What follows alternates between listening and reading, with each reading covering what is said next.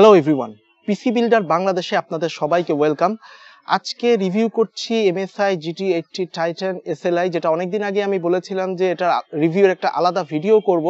তো আজকে আমাদের ভিডিওর মুখ্য উদ্দেশ্য হবে GT80 টাইটানের মূল ফিচারগুলোকে এবং একমাত্র সেই ফিচারগুলি যেগুলো পারফরমেন্সের দিকে কাজে আসতে পারে এবং সচরাচর কাজে আসতে পারে ইউজারদের জন্য, এবং সেই সাথে এর মূল যে পারফরমেন্স তার উপরে আজকে আমাদের ফোকাস থাকবে, এবং সেই সাথে ফিচার তো আগেই বললাম থাকবেই। তো চলুন দেখি আমরা এর ফিচারগুলোকে এবং পারফরমেন্সের ক্ষেত্রে এটা কিরকম পারফর্ম করতে পারে সেই জিনিসগুলোকে আমরা জেনে নেই।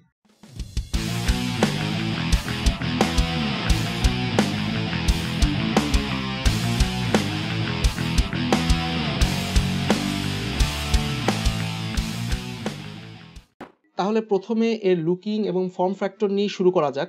এর ওজন প্রায় 4.5 কেজি ব্যাটারি সহ এবং সাইজ 18.4 ইঞ্চ, যেটাকে কোনোভাবে পোর্টেবল বলা যাবে না। কিন্তু আমি প্রথমেই বলেছিলাম যে এটা ডেস্কটপ রিপ্লেসমেন্ট, আর এভাবেই যদি চিন্তা করা হয় তাহলে এই ফর্ম ফ্যাক্টর ইস্যুটা আসলে কিন্তু এতটা খারাপ না। কেননা যে ধরনের অ্যাকশন প্যাকড হার্ডওয়্যার এতে দেয়া আছে, এই হার্ডওয়্যারগুলোকে ঠিকমতো ইনস্টল করার জন্য এবং সেই সাথে ঠিকমতো কুল রাখার জন্য এই ধরনের ফর্ম ফ্যাক্টর ছাড়া কিন্তু সম্ভব হবে না। তবে ফর্ম ফ্যাক্টরের থেকে আমি বেশি প্রেফারেন্স দিই কুলিং সলিউশনে, যে বড়সড় হিটসিঙ্ক ইউজ করা হয়েছে এবং অনেকগুলো হিট পাইপ এতে দেয়া আছে এক্সট্রা কুলিংয়ের জন্য, এবং মোটামুটিভাবে বড় সাইজের যে ফ্যানগুলো আছে এতে, এগুলোকে অ্যাকোমোডেট করতে কিন্তু ভালো জায়গার প্রয়োজন।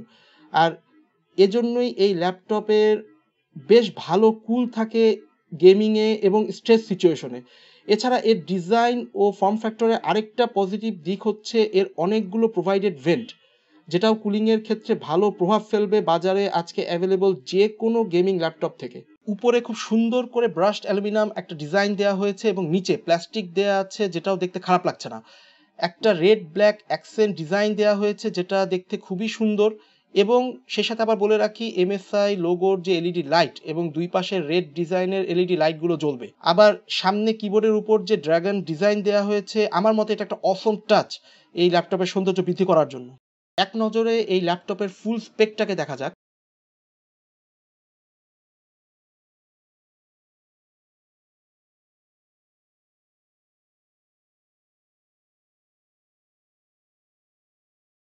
এখন কথা বলা যায় এর ডিসপ্লে নিয়ে, যেটার দিকে ইউজার সবচেয়ে বেশি তাকিয়ে থাকবে। এটা 18.4 ইঞ্চ 1080p IPS প্যানেল, যেটা অ্যাবসলিউট গর্জিয়াস। IPS প্যানেল হওয়ার কারণে ভিউইং অ্যাঙ্গেল খুবই ভালো এবং 97.2% কালার গামুট থাকাতে গেমস এবং মুভি কোয়ালিটি হচ্ছে টপ নচ। কিন্তু একটাই নেগেটিভ দিক যেটা আমি চিন্তা করতে পারি এক্ষেত্রে, সেটা হচ্ছে 1080p 60Hz প্যানেল, যেটা বেশিরভাগ ল্যাপটপই আসলে কমন ডিসপ্লে। কারণ যে ধরনের পাওয়ারফুল স্পেক এতে দেয়া আছে, আমি মনে করি MSI কমপক্ষে 1440p অথবা 4K ডিসপ্লে একেবারে দিয়ে দেওয়া উচিত ছিল। তবে আরেকটা কথা যেটা না বললেই নয়, এত সুন্দর 1080p IPS ডিসপ্লে আমি আগে কখনোই কোনো ল্যাপটপে তো দেখিনি। ইভেন অনেক 1080p ডেস্কটপ মনিটর থেকেও পিকচার এবং কালার কোয়ালিটি অনেক ভালো। এর ডিসপ্লে খুবই শার্প এবং ভিভিড কালার প্রোভাইড করে, এবং গেমিংয়ের সময় এর রেসপন্স টাইম অ্যামেজিংলি ফাস্ট। প্রথমে বিল্ট ইন স্পিকারগুলোর যে সাউন্ড কোয়ালিটি সেটাই শোনানোর চেষ্টা করি।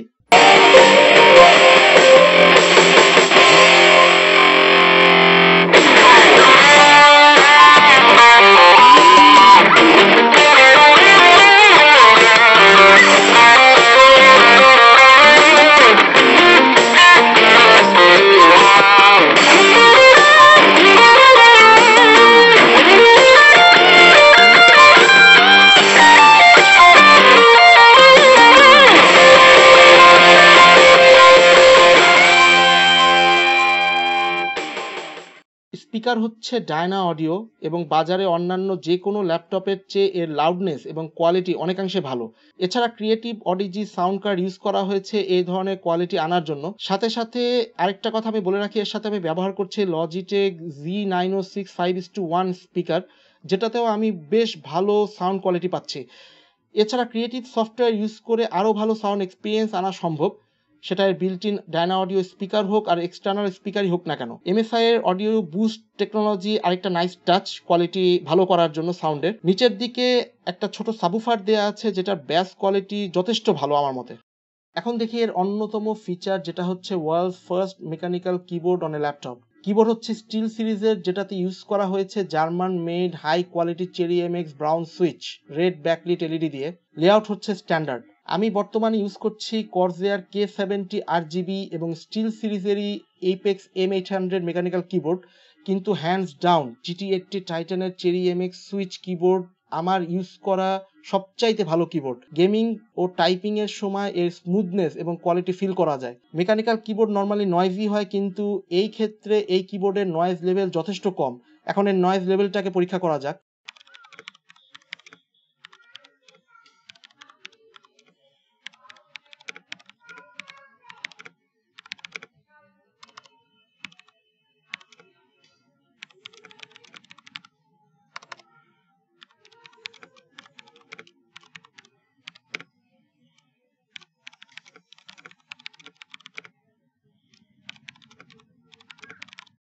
এছাড়া এর রেড ব্যাকলিট এলইডি দেখতে খুবই কুল, এবং স্টিল সিরিজের কিবোর্ডের জন্য যে সফটওয়্যার প্রোভাইড করা হয়েছে এই ল্যাপটপের সাথে রিয়েলি ইউজফুল এবং সহজ। এর সফটওয়্যার মাধ্যমে প্রায় 3 লেভেলে কালার কন্ট্রোল করা যায় এবং বিভিন্ন কাস্টমাইজেশন অপশন তো আছেই।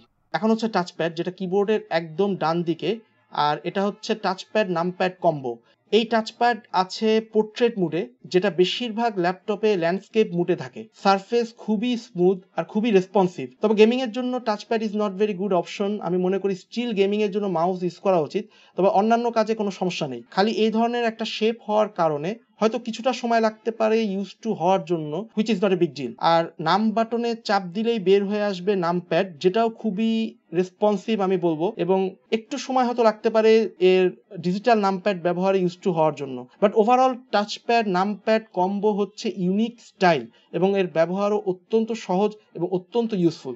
ওয়েবক্যাম হচ্ছে 1080p 30fps ক্যামেরা এর সামনের দিকে, যার কোয়ালিটি অনেক ভালো। বাজারে এখন পর্যন্ত এমন কোনো ল্যাপটপ নেই যার সাথে 1080p 30fps ক্যামেরা প্রোভাইড করা আছে। তো একদিক দিয়ে আমি বলতে পারি এটা একটা ইউনিক, এবং দ্বিতীয় আমি বলতে পারি এর কোয়ালিটি বাজারে থাকা অন্যান্য যে কোনো বিল্ট ইন অপশন থেকে যথেষ্ট ভালো। উপরের বাটনগুলোর মধ্যে সবচেয়ে প্রথমে হচ্ছে অন অফ বাটন, এরপরে ডেডিকেটেড জিপিইউ বাটন, যেটা প্রেস করে GTX 980 থেকে ইন্টেল এইচডি গ্রাফিক্সে সুইচ করা যায়, যেটা আমার জন্য অনেক ইউজফুল একটা ফিচার। অর্থাৎ গেমিং ছাড়া অন্য কোনো কাজের সময় ডিসক্রিট জিপিইউ অফ করে ইন্টেল এইচডি গ্রাফিক্স দিয়ে কাজ করলেই পাওয়ার কনজাম্পশন যেমন কমে যাবে, তেমনই ব্যাটারি দিয়েও অনেকক্ষণ কাজ করা যায়। অ্যান্ড স্পিকিং অফ ব্যাটারি, এটা গেমিংয়ের সময় GTX 980 SLI দিয়ে প্রায় 1.5 থেকে 2 ঘন্টা চার্জ থাকে। তবে গেমসের উপর এটা নির্ভরশীল, এবং ইন্টেল গ্রাফিক্স দিয়ে প্রায় 4 থেকে 4.5 ঘন্টা চার্জ থাকে রেগুলার কাজের সময়। আর সবশেষে ফ্যান বাটন, যেটা দিয়ে ফ্যান স্পিড বাড়ানো যায়, আর প্রায় 5500 RPM এ ফ্যান ঘুরে এই মুডে। কিন্তু আমাকে এই ফ্যান মুড কখনোই ইউজ করতে হয়নি, কারণ বায়োস থেকে অটো ফ্যান কন্ট্রোল হচ্ছে, আর এটাই মোর দেন ইনাফ ইভেন গেমিং এর সময়ও। আর এই মুডে নয়েজ লেভেলও অনেক বেড়ে যায়। এখন আসি হচ্ছে মেইন জিনিসে, যেটা হচ্ছে এর পারফরমেন্স। GTA 5 খেলছি আমি রেজলিউশন 1080p এবং সবকিছু আলট্রাতে, আর জিপিইউ মেমরি ইউজ হচ্ছে প্রায় 7400 মেগাবাইট আউট অফ 16000 মেগাবাইট। এখানে প্রায় 55 থেকে 61 FPS এ রান করছে এই গেম। এক কথায় গেম প্লে এক্সপিরিয়েন্স হচ্ছে একদম স্মুথ, গ্রাফিক্যালি চোখে পড়ার মতো কোনো ল্যাগ একদমই ফিল হচ্ছে না। আবার IPS ডিসপ্লে হওয়ার কারণে কালার অ্যাকুরেসি চোখে পড়ার মতো। কেননা ভালো গ্রাফিক্স কার্ড হয়তো স্মুথ গেম প্লে দিতে পারবে, কিন্তু ডিসপ্লে যদি ভালো না হয় তাহলে গেম প্লে এক্সপিরিয়েন্স এতটা ভালো হবে না। তাই আমি বলবো একটা পারফেক্ট কম্বিনেশন এই ক্ষেত্রে। অন্যদিকে এই গেম চলাকালীন সময়ে জিপিইউ টেম্পারেচার ছিল প্রায় 65 ডিগ্রি সেলসিয়াস এবং সিপিইউ ছিল 72 ডিগ্রি সেলসিয়াস। হয়তো সিপিইউ টেম্প একটু বেশি শো করছে, but still under full control over air cool. বিপজ্জনক অবস্থা থেকে স্টিল অনেক দূরে। ফ্যান চলছে প্রায় 3000 RPM এ বায়োস থেকে অটো মুডে, এবং সবচাইতে ইমপ্রেসিভ হচ্ছে এর পাওয়ার কনজাম্পশন অনলি 57 ওয়াট থেকে 60 ওয়াট। ল্যাপটপ গেমিং এর সবচাইতে বড় অ্যাডভান্টেজ আমি এটাই বলবো যে পারফরমেন্স পাচ্ছি প্রায় ডেস্কটপ ক্লাস প্রায়, কিন্তু স্টিল পাওয়ার কনজাম্পশন অনেক কম ডেস্কটপ থেকে, এবং টেম্পারেচার নিয়ে তো কোনো সমস্যাই নেই। তবে একটা নেগেটিভ সাইড হচ্ছে ব্যাটারি লেভেল। ব্যাটারিতে GTA 5 খেলে আমি সর্বোচ্চ চার্জ পাচ্ছি 1 ঘন্টা থেকে 1 ঘন্টা 10 মিনিট ম্যাক্সিমাম। সো গেমিংয়ের সময় আমি সাজেস্ট করব অ্যাডাপ্টার ইউজ করতে, কেননা এছাড়া আপাতত কোনো উপায়ও নেই। আরেকটা ব্যাপার হচ্ছে এই ল্যাপটপ আমি ইউজ করছি আমার 30 ইঞ্চ 1600p মনিটরের সাথে, আর বেশিরভাগ গেম ইনক্লুডিং GTA 5 আমি খেলি হচ্ছে 2560x1600p তে। আর 1600p এর রেজাল্টগুলো খুবই ইমপ্রেসিভ, এটাই বলবো আমি। 1600p এর বেঞ্চমার্কগুলো যদি জানতে হয় তাহলে আমি কিছু নতুন গেম বেঞ্চমার্ক অলরেডি পোস্ট করেছি আমার চ্যানেলে, এবং আমি সাজেস্ট করব সবাইকে চ্যানেলের বেঞ্চমার্কগুলো দেখতে, তাহলে আরও ভালো আইডিয়া হবে এর পারফরমেন্সের ব্যাপারে। তবে এক কথায় আমি এই বলবো যে এই ল্যাপটপ টার্গেটেড ফর গেমিং, আর GT 80 টাইটান SLI এর দায়িত্ব সঠিকভাবেই পালন করছে। এরপর ড্রাইভগুলোর বেঞ্চমার্ক দেখে নেই। আগেও বলেছি এটা ফুল SSD বেসড স্টোরেজ সিস্টেম। প্রথমটি হচ্ছে সেটা M2 PCIe SSD 256GB এবং দ্বিতীয়টি হচ্ছে স্যামসাং 850 EVO 1TB। রেজাল্টগুলো আপনাদের চোখের সামনেই। সবশেষে আসি এর ব্যাগ নিয়ে। খুবই সুন্দর আর ব্যাডাস লুকিং একটা ব্যাগ এটা। ম্যাটেরিয়াল কোয়ালিটি আমি বলবো টপ নচ, এলিগেন্ট ডিজাইন ইত্যাদি ইত্যাদি। লুকিংয়ের ব্যাপারে কোনো সন্দেহ নেই যে GT 80 টাইটানের মতো এলিগেন্ট একটা ল্যাপটপ কাঁধে ভর করে নেয়ার জন্য যে ব্যাগটা থাকবে সেটাও এরকমই যোগ্যতা সম্পন্নই হতে হবে। কিন্তু আমি খুবই ইমপ্রেসড এই ব্যাপারে যে অনেকগুলো জিনিস এটাতে বহন করা যায় ল্যাপটপের পাশাপাশি, এবং মোস্ট ইম্পর্ট্যান্ট হচ্ছে সেফভাবে। আমি ল্যাপটপের সাথে সাথে আমার ক্যামেরা আর কয়েকটা লেন্স একসাথে বহন করেছি ব্যাগে করে। এক কথায় আমি খুবই ইমপ্রেস GT 80 টাইটানের ল্যাপটপ আর এর কোয়ালিটি অ্যাক্সেসরিজগুলো নিয়ে। তো এই ছিল review of MSI GT 80 Titan laptop. তো কেমন লাগলো এই রিভিউ আপনাদের কমেন্ট করে জানান। আবার এটাও জানান কেমন লাগলো এই ল্যাপটপ এবং এই ল্যাপটপের ফিচারগুলোকে, এবং কি প্রেফার করেন আপনারা গেমিং এর ব্যাপারে, ল্যাপটপ নাকি ডেস্কটপ, এটাও কমেন্ট করে জানাতে পারেন। সবাইকে ধন্যবাদ দিয়ে শেষ করছি। Good bye.